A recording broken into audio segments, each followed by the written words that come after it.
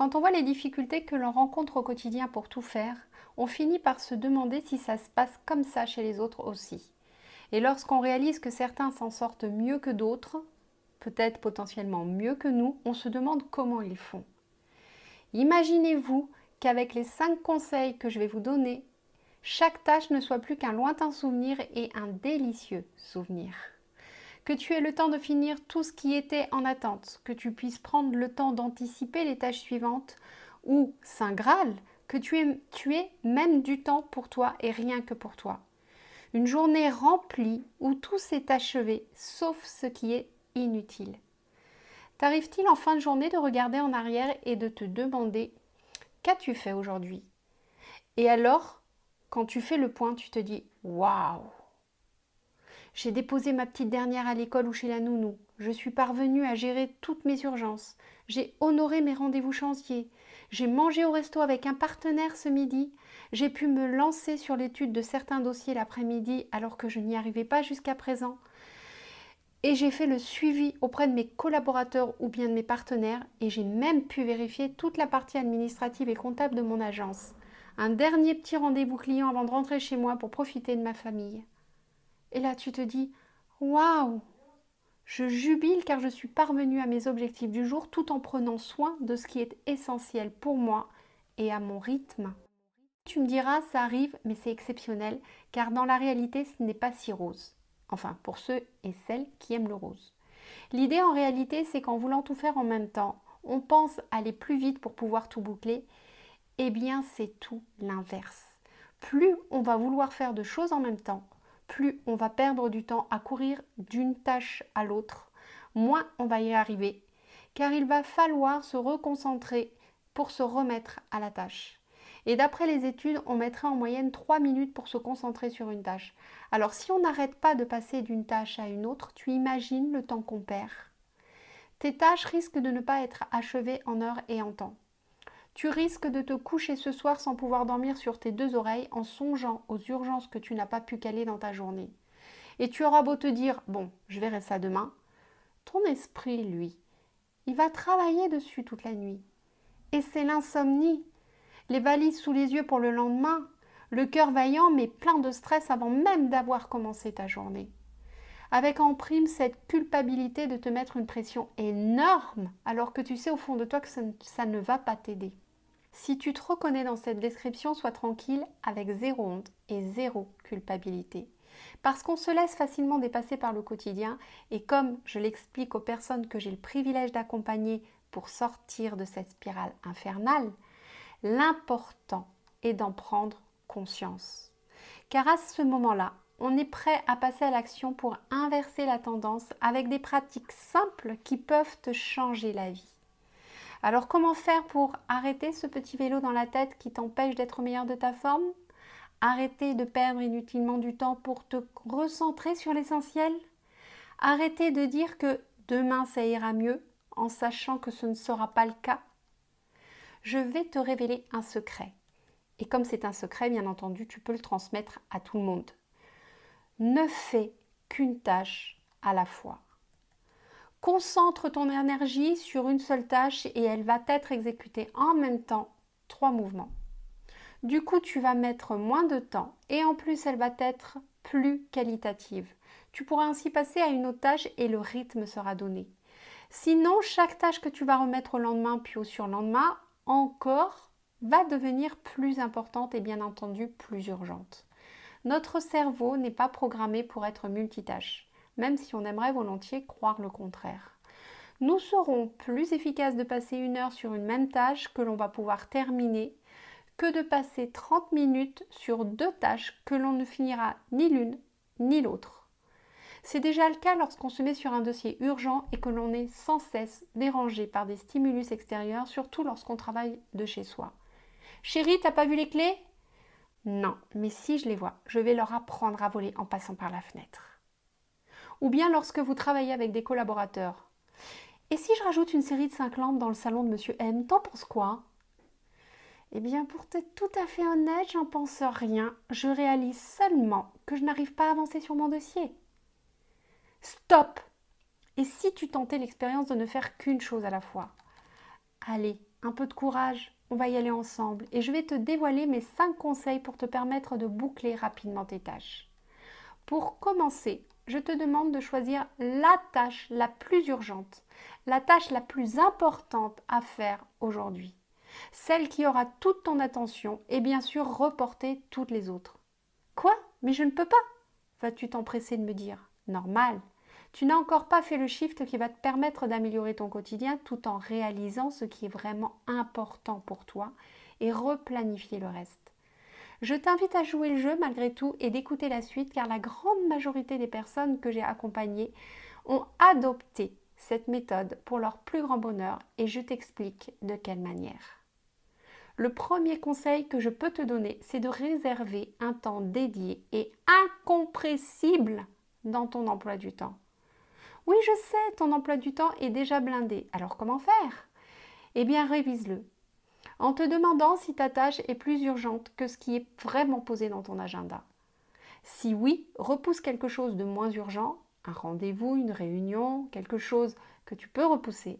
Sinon, positionne un temps pour la réaliser sur les jours à venir. Lorsque j'ai moi-même commencé à adopter cette méthode, je me disais « mais tout est urgent ». Poser mes enfants chez la nounou ou à l'école, c'est urgent. Répondre à mes mails, c'est urgent. Faire les courses, c'est urgent. Aller sur un chantier, c'est urgent. Normal. Je me laissais dépasser par beaucoup de choses. Et c'est en étudiant plus en détail le contenu de mon agenda que je réalisais que c'était moi qui créais mes propres urgences. De sorte que tout devenait urgent. Est-ce possible? Eh bien oui. Et si tu vis la même chose, toi aussi, il y a fort à parier que tu en sois à l'origine. Alors si ton agenda ressemble à un bloc de béton au lieu de ressembler à un joli gruyère avec quelques trous, c'est qu'il est temps de revoir ta façon de planifier. Dans tous les cas, il sera nécessaire dans les semaines à venir de prévoir des temps morts pour que tu puisses y insérer ces périodes de travail réservées parfois même imprévues et avancer réellement sur ce qui est important dans la limite de la date qui approche.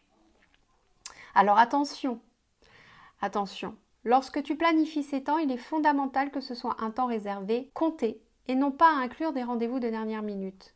Sauf cas de force majeure, par exemple si tu sais que l'agence ne se relèvera pas d'avoir reporté un rendez-vous. En dehors de ce cas de force majeure, il n'est pas question d'y mettre quelque chose. Si tu ne le fais pas, tu vas te laisser envahir encore une fois, te laisser submerger par les fausses vraies urgences. Mon deuxième conseil, si tu ne peux pas dédier une grosse plage horaire à cette tâche, eh bien fractionne-la. Il arrive que les tâches prennent beaucoup plus de temps que ce que l'on voudrait ou que l'on a de disponible. L'idée est de conserver la plage horaire dédiée et de fractionner ta tâche en plusieurs morceaux pour arriver au bout, éventuellement sur plusieurs jours, et c'est OK. C'est vrai qu'il est difficile de s'arrêter au milieu d'une tâche lorsqu'on est lancé, mais on ne négocie pas avec son cerveau. C'est à ce prix que tu pourras respecter tous tes engagements du jour. C'est parfois frustrant, je suis d'accord, de ne pas pouvoir tout faire en une seule fois. C'est lourd, mais c'est aussi utopique de croire qu'on est des surwomen.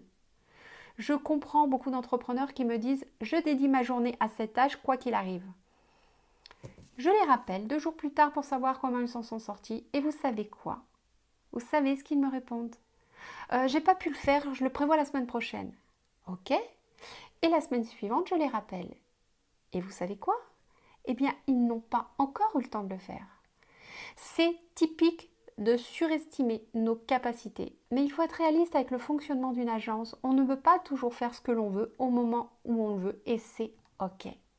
Et si vous ne voulez pas y passer votre dimanche, seul jour où vous saurez que vous ne serez pas dérangé, il va être nécessaire de fractionner ce que vous pensez faire en un jour. Par ailleurs, si vous passez tout votre dimanche à travailler, vous rognez sur des choses encore plus importantes que cette tâche qui, à force, devient urgente. Acceptez d'être frustré, de ne pas aller faire les choses en une fois pour ne pas rogner sur des choses encore plus essentielles pour vous. Mon troisième conseil, c'est d'éviter toute source de distraction. Rien ni personne ne doit vous déranger. Ah, ok, l'étape 1 est accomplie. Vous avez réussi à poser un temps dédié dans votre emploi du temps. Génial. Ok, étape 2, intégrer. Vous avez fractionné votre tâche en plusieurs morceaux pour arriver à la réaliser. Maintenant, il va s'agir à l'étape 3, la plus dure à mon sens au vu de ce que j'ai vu chez mes clients, c'est d'éviter toute source de distraction. Aïe, là je touche un point sensible et c'est bien là le problème. Donc je vous invite à commencer par retirer toutes vos notifications, portables, poste informatique, toutes les distractions pour ne pas être troublé pendant cette période de concentration intense et d'éteindre aussi votre portable. Et là tu me dis, mais elle est folle celle-ci, comment je vais survivre? Et moi je te réponds sereinement. Ce qui est vital, et là je parle de santé, c'est de pouvoir se concentrer en toute quiétude, sans stress. Pourquoi? Eh bien parce que tu vas en faire plus en un minimum de temps. Plus tu seras concentré, plus tu iras vite. Plus tu iras vite, plus tu en feras. Tente l'expérience et fais-moi un retour pour me dire comment toi tu l'as vécu. Je suis curieuse de connaître ton ressenti. Par ailleurs, si tu as des collaborateurs, informe-les qu'ils peuvent servir de tampon provisoirement en cas d'urgence, qui, bien, la plupart des cas, n'est pas urgente, pour ne pas être dérangé. Ni appel téléphonique, ni SMS, ni tambourinage à la porte, tu n'es pas disponible, tu n'es pas disponible. Comme si tu n'étais pas là. C'est une bonne gymnastique pour tes collaborateurs parce que si ta porte est ouverte, tu es disponible. Dans le cas contraire, interdiction absolue de te déranger. Et aussi pour toi, parce qu'arriver à décrocher, à lâcher prise auprès de tes collaborateurs te permettra d'avoir plus de recul sur tes actions et d'être plus efficace. C'est aussi une manière d'apprendre à déléguer, car si tu es toujours derrière tes collaborateurs, autant le faire toi. Et puis eux, ils ne prendront jamais à être autonomes. Mon quatrième conseil serait de poser une deadline. Si tu n'as pas de date limite, bien entendu, parce que si tu en as une, respecte-la. Si ta tâche n'est pas urgente, du moins pas encore, et qu'elle est importante, car elle a des répercussions sur ton fonctionnement, sur le fonctionnement de tes collaborateurs, sur le fonctionnement de l'agence tout entière, pose-toi une date limite et respecte-la.